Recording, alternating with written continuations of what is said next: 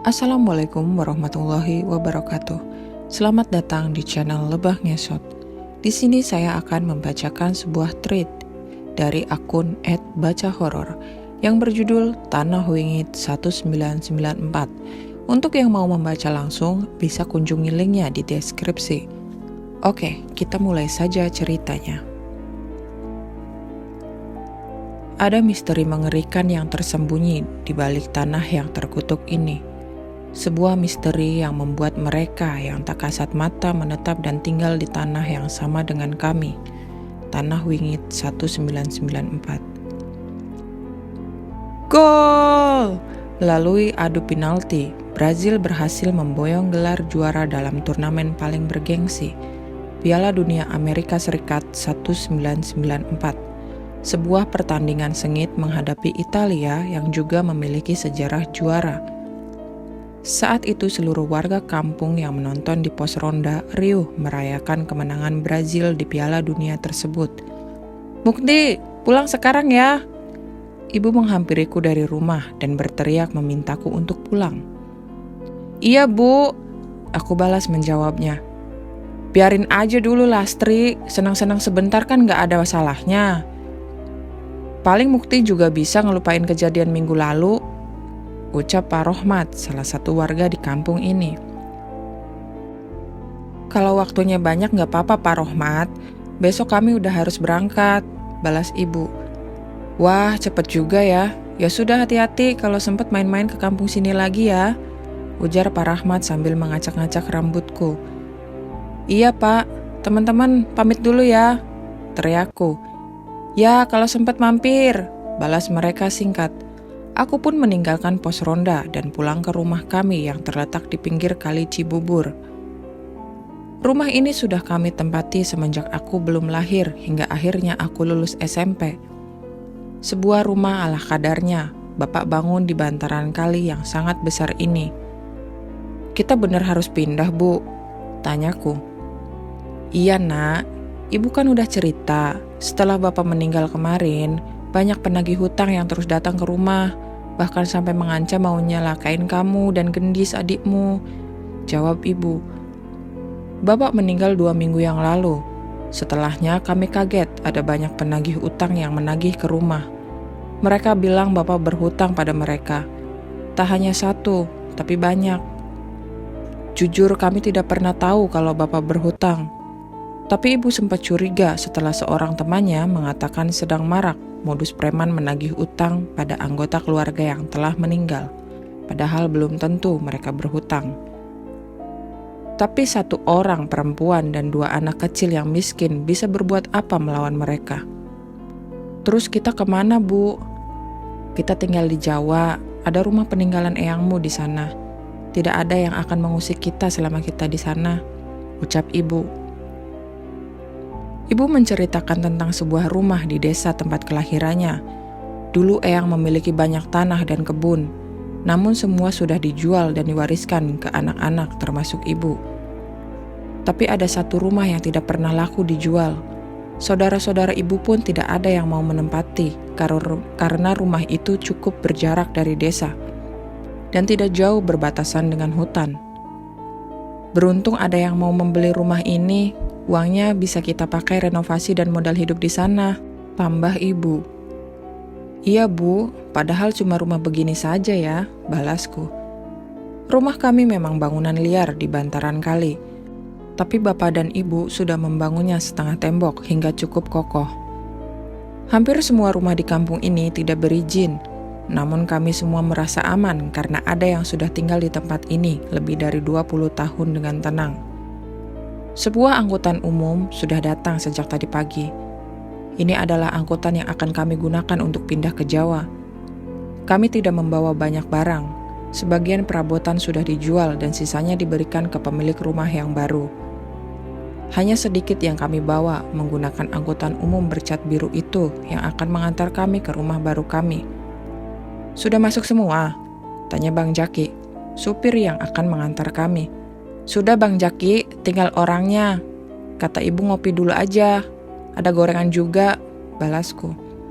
Bang Jaki pun masuk ke rumah. sembari menikmati kopi dan gorengan yang dibuatkan oleh ibu. Sementara itu, ibu memeriksa kembali barang-barang yang sudah masuk ke mobil. "Mukti!" Sebelum menyusul ke rumah, tiba-tiba seorang temanku memanggil dari jauh. "Andri?" tanyaku sembari menghampirinya. "Ini, kamu bawa ya," ucap Andri. Ada sebuah ukiran kayu berbentuk ular yang ia berikan kepadaku. "Apaan nih?" "Bawa aja, aku dapat mimpi gak enak semalam," ucapnya. Andri menceritakan bahwa ia melihat aku dan keluargaku diincar sesuatu yang jahat. Ia memang dianggap anak yang cukup aneh di kampung. Warga sudah menganggap ocehannya sebagai bualan belaka, tapi sepertinya ia berniat baik, jadi tidak mungkin aku meledeknya. "Oke, makasih Ndri," balasku. "Hati-hati ya, sama jagain adikmu Gendis," ucapnya sembari berlari meninggalkanku. Aku menerima benda itu dan menyimpannya di dalam tas pakaianku. "Bu, masih jauh?" tanya Gendis yang sudah merasa tidak nyaman di perjalanan. "Masih setengah perjalanan lagi, Nak. Tidur lagi aja," jawab ibu. Ini memang pertama kalinya Gendis melalui perjalanan sejauh ini. Sebenarnya, aku khawatir akan sekolahnya di desa. Seharusnya sebentar lagi ia sudah masuk SD. Tapi aku hanya bisa percaya pada pertimbangan ibu. Menjelang maghrib, kami pun sampai di rumah yang akan kami tinggali. Sebuah rumah yang cukup berjarak dari rumah lain di desa. Ini rumah yang cukup besar, semua dindingnya terbuat dari kayu yang sepertinya sudah sangat berumur. Ada sebuah pohon besar di depan rumah. Namun, pohon itu sudah kering dan tidak lagi berdaun. Saat mobil Bang Jaki terparkir di depan rumah, ada seseorang yang segera menghampiri kami. Seorang pria kurus yang sedikit lebih tua dari ibu. "Pak Ngadimin?" sambut ibu. "Lastri, gimana perjalanannya?" "Lumayan, Pak. Pas lagi panas-panasnya," jawab ibu. "Rumahnya sudah saya bersihkan, tapi ya seadanya. Lebih baik malam ini istirahat di rumah saya saja, besok baru beres-beres," ucap Pak Ngadimin. "Halah Pak, saya sudah ngerepotin minta dibersihkan, malah ngerepotin nginep lagi," balas ibu. Ibu menolak untuk mampir ke rumah Pak Ngadimin dan memilih untuk terus menurunkan barang-barang di mobil. Bang Jaki dan Pak Ngadimin pun membantu kami, sementara ibu menyalakan lampu teplok yang sudah tersedia di tembok rumah. "Belum ada listrik, Bu?" tanyaku. "Sudah, tapi masih harus lapor PLN dulu biar dipasang lagi. Paling seminggu sudah nyala," balas ibu. Bang Jaki yang sedari tadi menurunkan barang terlihat cukup aneh. Sesekali ia berhenti melangkah dan menelan ludah. "Bang Jaki nginep dulu aja, pagi baru pulang, ada kamar kosong kok," ucap ibu. Enggak, saya langsung saja habis ini mau mampir dulu," ucapnya dengan canggung. Ia terlihat begitu waspada dengan rumah ini. "Mbak Lastri bener yakin mau tinggal di sini?" tanya Bang Jaki. "Iyalah Mas, sekarang cuma rumah ini yang bisa kami tinggali," balas ibu. Setelah membantu kami, Bang Jaki segera pamit, padahal hari sudah larut malam. Pak Ngadimin pun mengantarkan kami makanan kecil dan minuman panas untuk kami dan buru-buru meninggalkan kami. Merasa cukup lelah, aku pun duduk di tikar yang sudah digelar oleh ibu. Rumah kayu dengan lampu remang-remang merupakan pemandangan yang cukup asing untukku. Apalagi suasana hening seperti ini tidak pernah kurasakan di rumah kami sebelumnya. Tok tok tok tok. Ada suara dari luar. Tok tok tok tok. Setauku rumah kami cukup jauh dari warga lain, aku malas mencari tahu dan memilih untuk tetap bersantai di tikar. Tapi suara itu mendekat ke jendela. Aku menoleh ke jendela. Sekelebat terlihat seseorang nenek melintas di depan jendela rumah. Nenek itu berambut putih terurai berantakan dengan kebaya putih yang lusuh. Ia tertawa dengan mulutnya yang memerah. Sontak bulu kuduku berdiri, tubuhku merinding. Aku tidak berani berjalan keluar jendela untuk memastikan dan memilih untuk menghampiri ibu. "Bu, ibu!" teriakku. Aku mencari ibu di kamar, namun di kamar hanya ada Gendis yang tertidur. "Kenapa Mukti?" teriak ibu yang suaranya terdengar dari dapur. Aku pun berlari menuju dapur menghampiri ibu. "Ada nenek-nenek, Bu, serem di luar jendela," ucapku. "Nenek-nenek? malam-malam gini, jangan ngarang kamu. Kalau capek, tidur duluan aja, balas ibu yang sedang membersihkan kompor tungku yang mungkin akan ia gunakan untuk masak besok. Iya Mas Mukti, tidur duluan aja. Nanti Gendis nyusul, tambah Gendis yang tengah meminum susu yang sepertinya baru saja dibuatkan oleh ibu. Tunggu. Gendis, kamu di sini? Tanyaku bingung, tidak mungkin aku salah. Tadi aku melihat dengan jelas Gendis tertidur di kamar. Iya, minum susu dulu, habis ini mau tidur, disuruh ibu, balasnya. Aku menelan ludah sembari menoleh ke kamar tempat aku melihat Gendis tertidur tadi. Aku bantuin ibu aja deh, ucapku yang sedikit ragu untuk kembali ke ruang depan lagi. Apalagi di kamar. Karena kamar yang lain masih berantakan, malam ini kami tidur dalam satu kamar. Tapi walaupun lelah, malam itu aku sulit untuk tertidur saat mengingat kejadian tadi. Rumah demit. Memang aneh, tapi aku masih menganggap kejadian semalam sebagai perkenalan dari penunggu rumah. Itu adalah kata-kata yang bisa diucapkan bila kita melihat hal-hal aneh di tempat baru. Sayangnya, lambat laun aku mulai mendengar desas-desus tentang rumah yang kutinggali. Kamu kok berani tinggal di rumah itu? Wisnu namanya. Dia teman yang baru ku kenal beberapa hari ini. Emangnya kenapa? Angker, tanyaku. Wisnu terlihat ragu ingin mengatakan sesuatu padaku. Ini tak ceritain, biar kamu hati-hati. Tapi jangan bilang aku yang cerita, balas Wisnu. Aku semakin penasaran saat ia mengatakan hal itu. Memangnya ada hal apa di rumah yang kutinggali? Kamu pasti wis tahu kalau rumah itu lama nggak ditinggali kan? Tahu nggak kami nyebut rumah itu dengan sebutan apa? Aku menggeleng. Rumah demit, ucap Wisnu. Dia bercerita bahwa setiap anak-anak, bahkan warga desa yang tidak berkepentingan dilarang untuk mendekati ke rumah itu.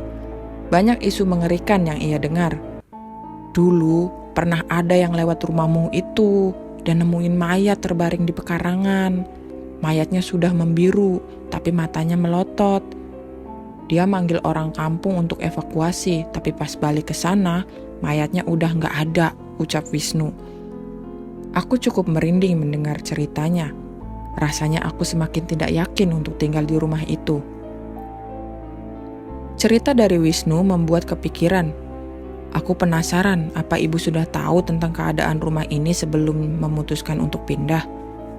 Menjelang maghrib pun aku bergegas untuk pulang. Di kampung ini setelah azan berkumandang, seluruh kampung akan menjadi sepi. Jarang sekali ada yang keluar rumah. Untungnya ibu sudah menyalakan lampu luar. Setidaknya setelah listrik menyala, rumah ini tidak terasa menyuramkan seperti awal kami datang. Heh, jangan di atas. Aku nggak bisa nangkep kamu. Saat memasuki rumah, aku mendengar suara Gendis yang berbicara dengan seseorang. Aku pun menghampirinya ke kamar dan menyaksikan sedang menatap ke sudut langit-langit rumah. Gendis, kamu bicara sama siapa? Tanyaku. Gendis pun menoleh ke arahku. Ia pun menggeleng menjawab pertanyaanku. Tadi Mas Mukti dengar kamu ngomong sama orang? Tanyaku lagi. Gendis menggeleng sekali lagi dan berlari keluar melewatiku, menuju ke arah ibu di dapur. Aku pun memperhatikan sekeliling kamar dan tidak melihat ada siapapun di kamar itu. Mau mandi dulu atau makan dulu? Tawar ibu yang sudah selesai mempersiapkan makan malam kami. Makan dulu aja Mas, ajak Gendis.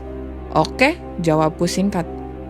Aku dan Gendis makan berdua, sementara ibu menemani kami sembari mengupas bawang merah untuk dimasak besok. Gendis, tadi kamu ngomong sama siapa sih? Jangan bohong. Tanyaku di depan ibu, berharap ibu bisa mengetahui apa yang kudengar. Nggak ngomong sama siapa-siapa, balasnya. Tapi ia menjawab sembari makan tanpa menoleh ke arahku. Aku tahu ia berbohong. Jangan bohong, ucapku dengan santai. Tapi sepertinya Gendis kesal karena aku menekannya. Ya udah kalau Mas Mukti mau tahu, ntar juga ketemu, jawabnya sembari membawa piringnya ke tempat cuci piring dan meninggalkanku. Aku mengernyitkan dahi, tak mengerti dengan apa yang ia maksud. Aku pun menceritakan pada ibu tentang kejadian tadi. Tapi ibu menganggap bahwa Gendis sedang asik bermain dengan imajinasinya. Namanya anak kecil, mungkin ngobrol sama bonekanya atau teman hayalannya, jawab ibu dengan tenang. Malam ini aku sudah tidur di kamarku sendiri, sedangkan Gendis tidur bersama ibu. Ini adalah salah satu hal baik dari pindah rumah. Aku bisa punya kamar sendiri di sini. Radio tip adalah satu-satunya hiburanku di tempat ini. Pilihanku kali ini jatuh pada kaset Bass Jam untuk menemaniku sampai waktunya tidur.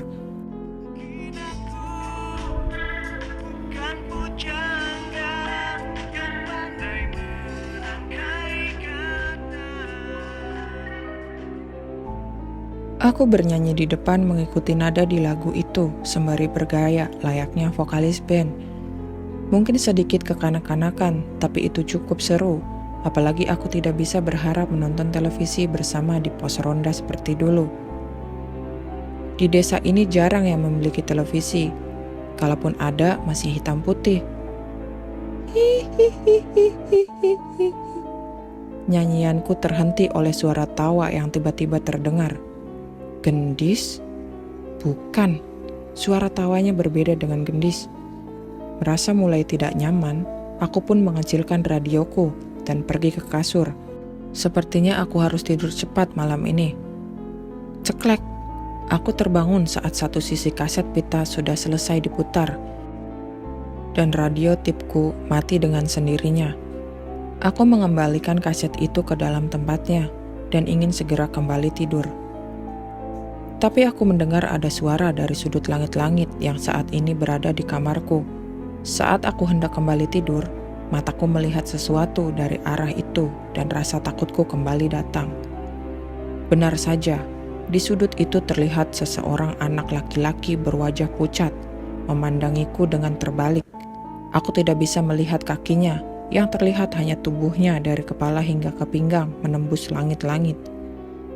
Seketika aku keringat dingin, aku meremas selimutku dan tak percaya dengan apa yang kulihat. Dan saat makhluk itu menyadari aku sedang memandanginya, ia tersenyum dan memamerkan gigi-giginya yang hitam. Ibu, teriakku. Sayangnya tidak ada reaksi dari ibu. Dengan kaki yang lemas aku keluar dan ke kamar ibu untuk membangunkannya. Setan, bu, aku membangunkan ibu. Setan? Jangan ngawur kamu, bantah ibu yang sedikit kesal karena ku bangunkan. Aku pun menarik ibu ke kamar dan menunjukkan ke arah langit-langit kamar. Tapi sosok itu sudah tidak ada. Aku berusaha meyakinkan ibu, tapi ibu malah menganggapku hanya mimpi buruk. Aku tidak mau mengambil resiko dan memilih untuk tidur di kamar ibu bersama dengan Gendis lagi. Pocong di halaman rumah. Apa kejadian seperti itu sering terjadi? Tidak juga. Semenjak anak kecil di langit-langit rumah itu, tidak ada lagi hal aneh yang aku lihat dalam beberapa hari. Hanya pada Wisnulah aku bisa bercerita tentang kemunculan makhluk-makhluk itu. Ibu sudah pasti tidak percaya, sedangkan bila aku cerita pada Gendis, dia akan ketakutan dan semakin merepotkanku. Kamu temenin aku nginep lah di rumah, ajakku pada Wisnu. Nggak mau, aku sudah hidup tenang. Kenapa harus nemenin kamu di sana? Ntar ada yang ikut lagi, tolak Wisnu. Sekali-kali nggak apa-apa kan? Mending kamu yang nginep di rumahku, lebih aman, balasnya. Itu nggak nyelesain masalah, balasku lagi. Sesekali mungkin aku harus mengajak seseorang untuk menginap agar ada saksi lain selain aku yang melihat sosok gaib itu. Mungkin dengan itu ibu akan percaya. Tapi ternyata aku tidak perlu melakukan hal itu. Suatu ketika, ibu sedang membantu salah satu tetangga kami yang sedang panen kacang di kebunnya. Aku menunggu ibu sembari menjaga Gendis sambil bermain di halaman rumah ibu itu. Ibu baru selesai saat maghrib, dan kami pulang saat matahari baru saja terbenam. Seperti biasa, jalanan sudah sepi dan arah ke rumah kami cukup gelap dan menyeramkan. Gendis pun sampai minta ku gendong karena takut. Dari rumah terakhir di desa, setidaknya kami harus berjalan beberapa ratus meter untuk sampai ke rumah. Seharusnya beberapa menit lagi kami sampai dan bisa segera beristirahat.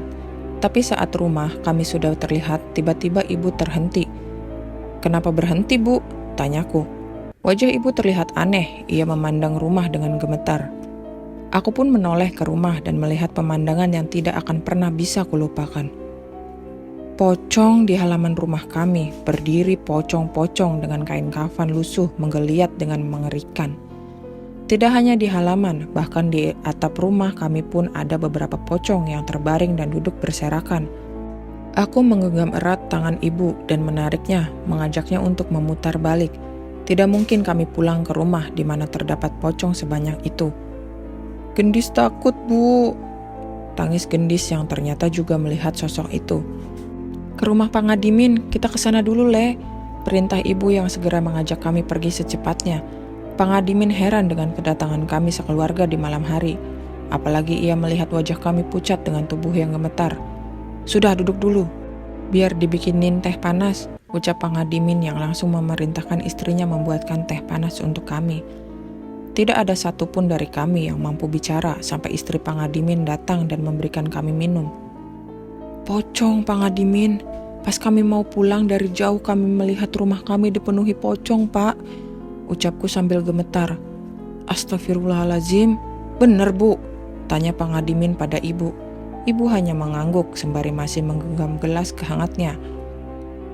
"Mbak Lastri masih bersikuku ingin tinggal di sana?" tanya Pak Ngadimin. "Habis kami mau tinggal di mana lagi, Pak? Buat makan saja saya masih khawatir," balas ibu. "Tapi rumah itu dibangun di atas tanah yang tidak baik, Mbak Lastri. Kamu kan tahu sendiri. Bahkan sebelum kalian tinggal di sana, kami warga desa jarang sekali ada yang mau mendekat ke sana di malam hari," ucap Pak Ngadimin. "Aku baru mendengar soal ini." Berarti sebenarnya ibu sudah tahu bahwa rumah yang kami tinggali memang bermasalah.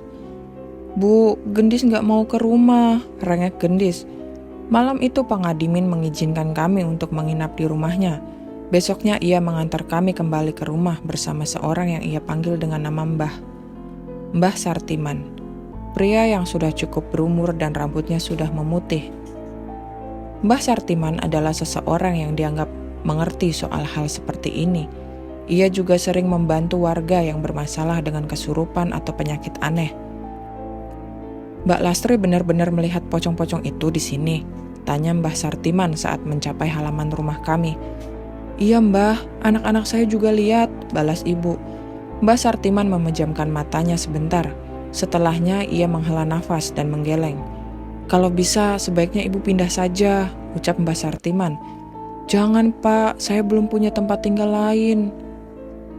Tolong pocong itu diusir saja dan rumah saya dibersihkan dari makhluk-makhluk itu," pinta ibu. Mbah Sartiman menggeleng menolak ucapan ibu. "Tidak bisa, Mbak Lastri, tanah ini adalah rumah mereka. Jasad mereka terkubur di bawah tanah ini," jelas Mbah Sartiman. Deg.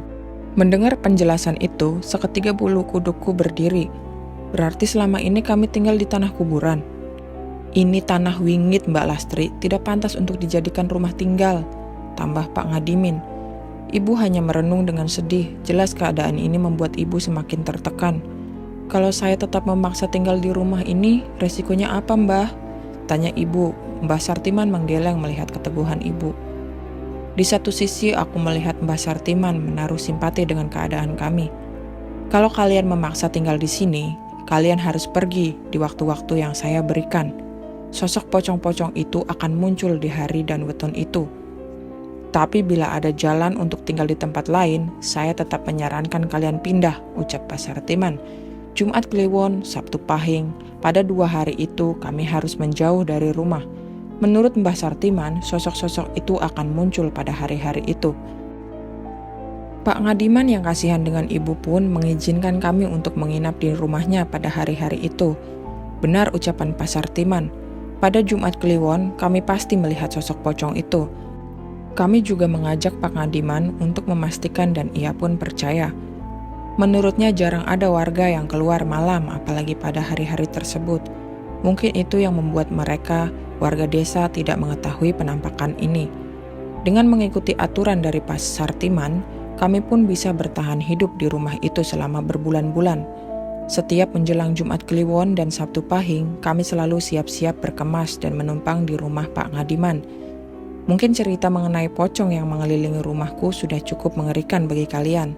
Tapi percayalah, ada hal yang lebih mengerikan tersembunyi di tanah ini. Oke teman-teman, ceritanya sampai sini dulu ya.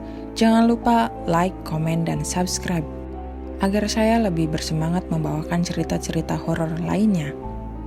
Wassalamualaikum warahmatullahi wabarakatuh.